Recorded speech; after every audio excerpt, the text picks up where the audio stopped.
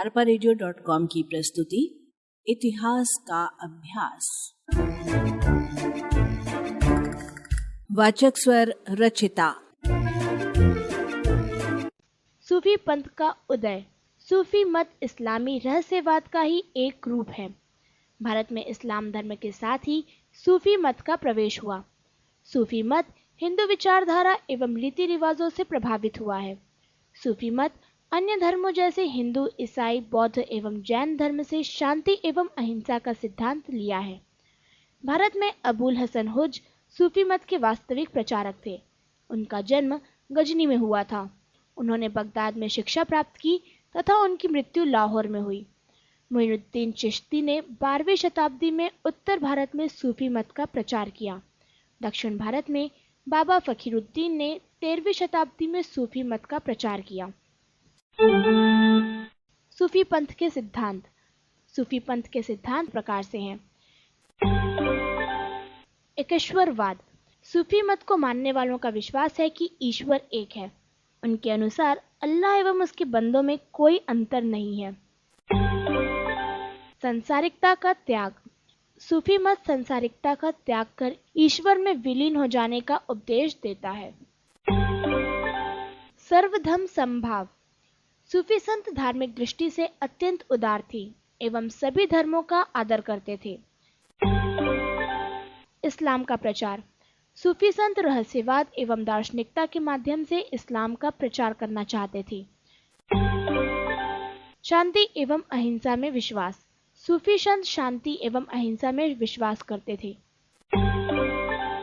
प्रेम को सर्वोच्चता। सूफी मतानुसार ईश्वर प्रेम के द्वारा ही प्राप्त हो सकता है। सूफी संत जीव को प्रेमी एवं ईश्वर को प्रेमिका मानते थे। प्रेमी की प्रेमिका के लिए तड़पन ही उनके मत की प्रमुख विशेषता थी। बाह्य आडंबरों का विरोध। सूफी संतों ने कर्मकांड एवं बाह्य आडंबरों का विरोध कर पवित्र एवं सरल जीवन पर जोर दिया। सूफी पंथ के प्रमुख संत। ख्वाजा मोइनुद्दीन चिश्ती। भारत में चिश्ती संप्रदाय के संस्थापक ख्वाजा मोइनुद्दीन चिश्ती थे। उनका जन्म 1147 ईस्वी में ईरान में हुआ था। अपने गुरु के निर्देश पर वे सूफी मत के प्रचार के लिए 1190 ईस्वी में भारत आ गए तथा अजमेर को अपना केंद्र बनाया। वे अद्वैतवाद एवं अकेश्वरवाद का उपदेश देते थे। उनके अनुसार मानवता की सेवा ही सच्ची ईश्वर भक्ति है। वे हिंदुओं के प्रति भी अत्यंत उदार थे। उन्हें सुल्तान उल हिंद की उपाधि दी गई थी। उनकी मृत्यु 1236 ईस्वी में हुई। प्रत्येक वर्ष अजमेर में उनकी दरगाह पर मेला लगता था, जिसमें हिंदू मुस्लिम बड़ी संख्या में भाग लेते थे। निजामुद्दीन औलिया। इनका जन्म 1236 ईस्वी में बदायूं में हुआ था। उन्होंने 1265 ईस्वी से चिश्ती संप्रदाय का प्रचार प्रारंभ किया। वे दिल्ली के निकट गया सफर में निवास करते थे। वे सभी को ईश्वर प्रेम के लिए प्रेरित करते थे तथा बिना किसी भेदभाव के सभी व्यक्तियों को स्वीकार कर लेते थे। उनका निधन 1325 ईस्वी में हो गया। अमीर खुसरो। अमीर खुसरो का जन्म 1253 ईस्वी में एटा जिले के पटियाली गांव में हुआ था।